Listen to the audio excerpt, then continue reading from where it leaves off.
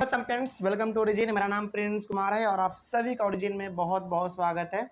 इस video lecture के through हम पढ़ने वाले हैं वॉर विथ द मराठाज। किसका वॉर, किसके साथ?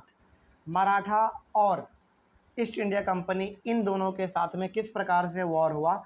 यहाँ तक तो हम लोग ये जान चुके हैं कि बंगाल में अलग अलग नवाबों के साथ उनका किस प्रकार से लड़ाई झगड़ा हुआ, ये हम लोग जान चुके हैं, है ना। उसके बाद फिर हम लोग जाने कि किस प्रकार से यहाँ पे मैसूर में हैदर अली और टीपू सुल्तान के बीच में अंग्रेज़ों का लड़ाई हुआ, ये भी हम लोग जान चुके हैं।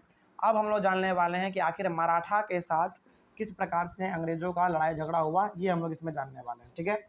उसके बाद company also destroyed the Maratha power, जैसे कि मुग़ल पावर को इन्होंने ख़त्म किया, यानी कि सिराजुद्दौला ये सबको मार के उन्होंने ख़त्म किया, टीपू सुल्तान को मार के उन्होंने ख़त्म किया।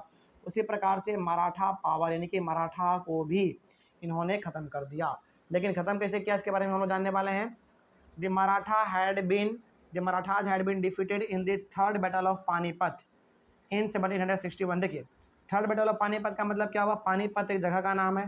थर्ड बैटल का मतलब क्या हुआ? तीसरे युद्ध में।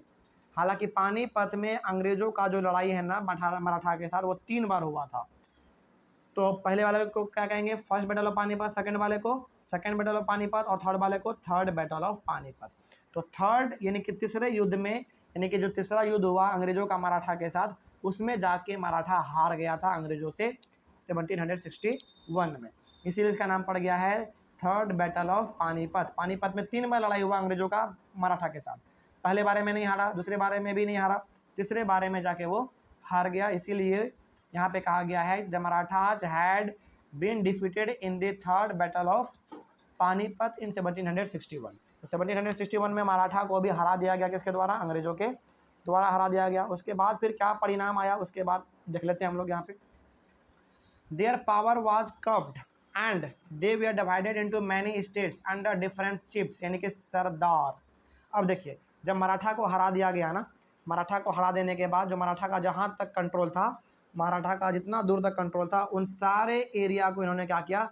डिवाइड कर दिया अलग अलग स्टेट्स में, ठीक है। अलग अलग स्टेट्स में डिवाइड करने के बाद सब के सब किसके अंडर में स्टेट दे दिए गए? सारे के सारे स्टेट किसके अंडर में दे दिए गए? चीफ के अंडर में, यानी कि सरदार के अंडर में दे दिए गए। और वो सरदार बिलोंग करता था, कहाँ से बिलोंग करता था? Belonging to dynasty such as Scindia, Holkar, Gaekwad and Bhonsle. ये जो कुछ डायनेस्टी लिखा हुआ है, जैसे हमारा मुगल डायनेस्टी था ना, गुप्ता डायनेस्टी था, चोला डायनेस्टी था, उसी प्रकार से हमारा ये डायनेस्टी था। कौन कौन? सिंधिया, होलकर, गायकवाड़ एंड भोंसले। तो ये जो कुछ डायनेस्टी हैं, इन सारे डायनेस्टी के हाथों में पावर दे दिया गया। किस पावर को? जो एरिया मराठा के अंदर में था, मराठा को हरा देने के बाद वो सारा का सारा एरिया किसने ले लिया? अंग्रेज़ों ने ले लिया। और अंग्रेज़ों ने लेने के बाद इन सभी लोगों के हाथ में दे दिया। ये लोगों का नाम नहीं है, ये डायनेस्टी का नाम है, यानी कि ग्रुप ऑफ पीपल का नाम है। यानी कि ग्रुप ऑफ पीपल मतलब आप कह सकते हैं एक रिलीजन, एक कम्युनिटी आप कह लीजिए, है ना। वही हो गया हमारा। जैसे हमारे यहाँ पे है ना, आज इंडिया में यदि आप देखेंगे तो यादव है, ब्राह्मण है, क्षत्रिय है ना। उसी प्रकार से उस समय पे सिंधिया हुआ करता था, होलकर हुआ करता था, गायकवाड़ और भोंसले हुआ करता था, ठीक है। तो उन सभी के हाथ में पावर दे दिया गया। जो पावर पहले मराठा के हाथ में था, वो पावर अब इन सभी के हाथ में दे दिया गया। These chiefs where held together in a confederacy. और ये सारा का सारा चीफ, यानी कि जितने भी सरदार थे, ये सारे के सारे सरदार, जिस भी जैसे डायनेस्टी हो गया हमारा सिंधिया, होलकर, गायकवाड़ और भोंसले, इन सभी के जितने भी सरदार थे ना, उन वो सारे के सारे एक गठबंधन में थे, यानी कि सारे के सारे आपस में जुड़े हुए थे। अंडर अ पेशवा, यानी कि पेशवा का मतलब होता है principal minister, who became its effective military and administrative head based in Pune. अब देखिए यहाँ पे ध्यान से, जितने भी ये हमारे यहाँ पे सरदार हैं, यानी कि जो चीफ हैं, सिंधिया वाले, होलकर वाले, गायकवाड़ वाले और भोंसले वाले, ये सभी के सभी आपस में जुड़े हुए थे। और इन सभी का जो लीडर था, वो लीडर था हमारा पेशवा। पेशवा का मतलब होता है प्रिंसिपल मिनिस्टर। और पेशवा जो था ना, Peshwa who became its effective military and administrative head base in Pune. और पेशवा ना लड़ाई झगड़े में बहुत ही ज़्यादा आगे रहता था, ये बहुत ही ज़्यादा युद्ध में पार्टिसिपेट किया करता था, ठीक है। आगे बढ़ते हैं फिर। यदि आपने एक मूवी देखा हो, जैसे एक मूवी है अजय देवगन का, वो है तानाजी। यदि आप तानाजी मूवी देखेंगे तो वहाँ पे ना पेशवा का जो रोल है ना, वो आपको दिखाया गया है। तो आप उस मूवी को देखेंगे तो पेशवा का क्या रोल है वहाँ पे आपको समझ में आ जाएगा, ठीक है। आगे बढ़ते हैं फिर। तो पेशवा लोग ना लड़ाई झगड़े में ज़्यादा इन्वॉल्व रहते हैं, वो लोग, उन लोगों का मेनली काम लड़ाई झगड़े में पार्टिसिपेट ही करना है, मिलिट्री का ही उनका काम है। और पेशवा का जो हेड ऑफिस था वो कहाँ पे था, पुणे में था उस समय पे, ठीक है। आगे बढ़ते हैं फिर महदजी Scindia and Nana Phadnis were two famous Maratha soldiers at that time. उस समय पे मराठा सोल्जर दो बहुत ही फेमस थे, जो कि हमारे दोनों के नाम यहाँ पे दिया हुआ है, महदजी सिंधिया एंड नाना पादनिस। ये दो ऐसे मराठा सोल्जर्स थे उस समय के जो कि बहुत ही ज़्यादा फेमस भी थे और बहुत ज़्यादा ये प्रसिद्ध भी थे, ठीक है। आगे बढ़ते हैं फिर the Maratha and the British fought 3 Wars between 1775 and 1890। Maratha और ब्रिटिशर्स के बीच में 3 युद्ध लड़ा गया था, 3 युद्ध लड़ा गया था। किसके किसके बीच, मराठा और ब्रिटिशर्स के बीच। वो भी कब से कब, 1775 से लेकर 1819 के बीच में 3 युद्ध लड़ा गया था। तो यहाँ पे फर्स्ट, सेकेंड और थर्ड, इसके बारे में जान लेते हैं क्या है। द फर्स्ट एंग्लो मराठा वार, यानी कि पहला जो युद्ध हुआ अंग्रेजों के बीच में और मराठा के बीच में, वार was fought because of the military interference in the affairs of the Marathas. तो पहला युद्ध इसलिए लड़ा गया था क्योंकि ब्रिटिशर्स क्या करते थे, टांग अड़ाते थे किसमें, मराठा के काम काज में। इनका जो रूल करने का तरीका होगा ना, उसके काम तरीके में, यानी कि इसका जो सिस्टम होगा रूल करने का मराठा का, उसके काम काज में ब्रिटिशर्स लोग उंगली करते थे, टांग वांग अड़ाते थे। इसके वजह से लड़ाई हुआ था पहला, ठीक है। इट वॉज एंडेड इन, लड़ाई तो शुरू हो गया लेकिन ख़त्म कब हुआ, 1782 में ख़त्म हुआ with the treaty of Salbai. एक सलबाई यानी कि ट्रीटी साइन किया गया था। ट्रीटी का मतलब एक समझौता हुआ था सलबाई में। This gave the British 20 years of peace with the Marathas. अब जैसे इन दोनों के बीच में लड़ाई हुआ, लड़ाई का कारण मालूम चलेगा आपको क्यों हुआ था लड़ाई, क्योंकि ब्रिटिशर्स मराठा के कामकाज में उंगली क्या करते थे, टांग अड़ाते थे। इसी कारण हमारा लड़ाई होता था। और ये लड़ाई खत्म कब हुआ, ये लड़ाई खत्म हुआ 1782 में। और जब लड़ाई खत्म हुआ तो एक ट्रीटी साइन किया गया, यानी कि एक समझौता साबित हुआ। समझौता ये लाया गया कि ब्रिटिशर्स जो है ना मराठा के साथ 20 साल तक एकदम बिल्कुल शांतिपूर्ण तरीके से रहेंगे, ठीक है।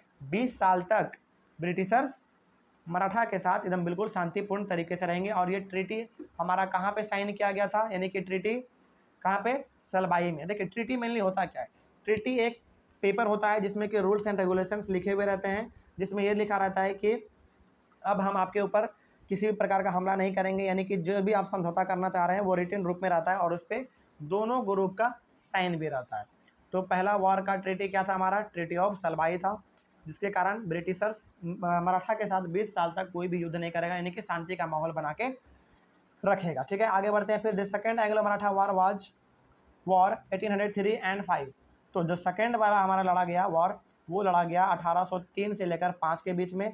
Was fought because of internal conflict with in the Maratha confederacy. तो दूसरा इसलिए लड़ा गया था क्योंकि मराठा के अंदर में बहुत ही प्रकार का झगड़ा ये सब देखने को मिलता था। हालांकि इसमें हाथ मिलने जो है ना, हाथ हुआ करता था ब्रिटिशर्स का ही, ठीक है। तो सेकेंड वाला क्यों लड़ा गया था, सेकेंड वाला इसलिए लड़ा गया था क्योंकि मराठा के बीच में ही आपस में नोक झोंक हो जाता था, और नोक झोंक का कारण ही था कौन, ब्रिटिशर्स। इसके कारण वहाँ पे भी लड़ाई हुआ। उसके बाद क्या हुआ, द ब्रिटिश वॉन, और इस लड़ाई में ब्रिटिश क्या कर गया, जीत गया। And 3 major treaties were sign, और 3 मेजर ट्रीटी साइन किया गया, यानी कि 3 समझौता यहाँ पे किया गया between the Maratha empire and the British empire, यानी कि मराठा के बीच में और ब्रिटिशर्स के बीच में।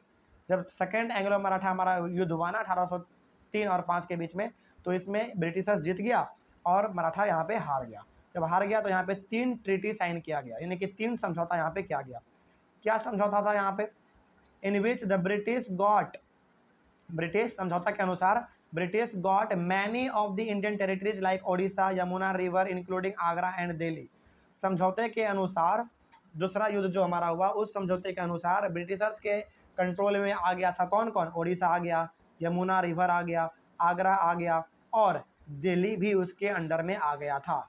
इस चीज़ को आप याद रखिएगा कि दूसरा वाला जो हमारा युद्ध हुआ था, सेकेंड एंग्लो मराठा वॉर जो हमारा हुआ था 1803 और 1805 के बीच में, वो मराठा हार गया था और ब्रिटिश ईस्ट इंडिया कंपनी जीत गया था। जिसके कारण क्या हुआ, 3 ट्रीटी साइन किया गया, और उन तीनों में से सबसे जो मेजर हमारा इसका इफेक्ट देखने को मिला, ये मिला कि ओडिशा, यमुना रिवर और आगरा और दिल्ली किसके अंडर में आ चुका था, ब्रिटिशर्स के अंडर में आ चुका था। ठीक है, आगे बढ़ते हैं। फिर the third Anglo Maratha war 1817 में लड़ा गया, और यानी कि 1817 से लेकर 19 के बीच में ये लड़ा गया, इसका ये टाइम पीरियड है।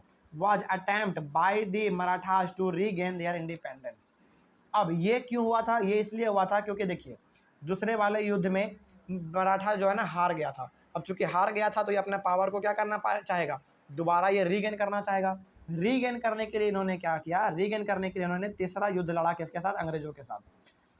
तो वही यहाँ पे लिखा हुआ है third Anglo Maratha war was the attempt by the Maratha के द्वारा लड़ा गया था अंग्रेजों के खिलाफ टू रीगेन देयर इंडिपेंडेंस, यानी कि उसका जो आज़ादी था वो दोबारा उनको मिल पाए।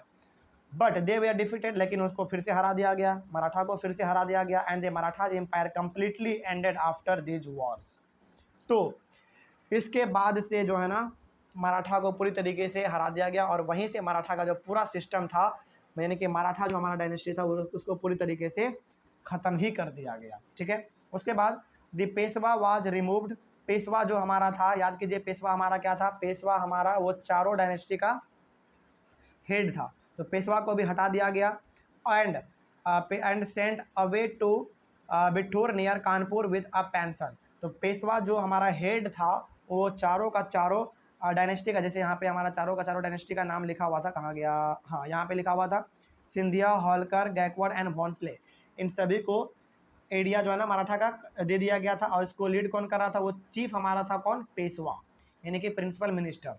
तो अंग्रेजों ने क्या किया, पेशवा को भी हटा दिया, और पेशवा को हटा देने के बाद उसको बिठूर भेज दिया। बिठूर हमारा कहाँ पे है, कानपुर के नज़दीक में ही पड़ता है हमारा बिठूर, और वहाँ पे भेज दिया, और इसको रेगुलर पेंशन भी देता था, यानी कि आप जाइए वहीं पे अपना जीवन यापन कीजिए, लेकिन आपको हम लोग पेंशन देते रहेंगे, यानी कि कुछ ना कुछ महीने आपको कुछ ना कुछ पैसे अपने जीवन को चलाने के लिए हम लोग देते रहेंगे। तो पेशवा को भी हटा दिया उन्होंने, और मराठा को तो उन्होंने पूरी तरीके से ख़त्म कर ही दिया। तो आप यहाँ पे देख पा रहे हैं कि ये लोग मराठा को भी किस प्रकार से ख़त्म कर दिया है ना। तो मराठा को ख़त्म करने के लिए इसको 3 युद्ध लड़ना पड़ा, first Anglo Maratha war, second Anglo Maratha war और थर्ड एंग्लो मराठा वॉर। तब जाके मराठा यहाँ पे हार पाया, और तब जाके पूरी तरीके से उसका जो भी एरिया ऑफ कंट्रोल था, यानी कि जहाँ जहाँ मराठा का कंट्रोल था वो सारा का एरिया किसके अंडर में आ गया, तो सारा का सारा अंडर में आ गया अंग्रेजों के अंडर में। और जो पेशवा था, यानी कि जो लीडर था, जो चीफ था, जो प्रिंसिपल मिनिस्टर था, उन सभी को उन्होंने क्या किया, पेशवा को भी हटा दिया, और हटा देने का उसको बिठूर भेज दिया, जाइए आप कानपुर में अपने आराम से रहिए, हम आपको महीने महीने पेंशन देते रहेंगे, यानी कि अपने जीवन को चलाने के लिए हम आपको कुछ ना कुछ पैसे देते रहेंगे, अपना वहीं पे आप जीवन अपना व्यतीत कीजिएगा। ठीक है, आई होप आपको ये भी समझ में आ रहा होगा। देखिए हम लोग चूँकि फ्रॉम ट्रेड टू टेरिटरी में पढ़ रहे हैं कि अंग्रेज किस प्रकार से ट्रेड करने के लिए आए थे, वो किस प्रकार से टेरिटरी यानी कि देश को जीतते चले गए, देश के अलग अलग राज्य में अपने कंट्रोल को इस्टेब्लिश करते चले गए, यही हम लोग पढ़ रहे हैं ना। तो देख रहे हैं आप लोग किस प्रकार से लोग अपने कंट्रोल को इस्टेब्लिश करते जा रहा है। ठीक है, तो सबसे पहले इन्होंने बंगाल पे अपना कंट्रोल जमाया, फिर से मैसूर में चला गया, मैसूर में टीपू सुल्तान को हरा दिया, उसके बाद फिर मराठा को हरा दिया, उसके बाद और भी बहुत सारे लोगों को ये हराएगा, और भी हम लोग पढ़ेंगे। ठीक है, आई होप आपको यहाँ पे समझ में आ गया होगा। Thank you very much.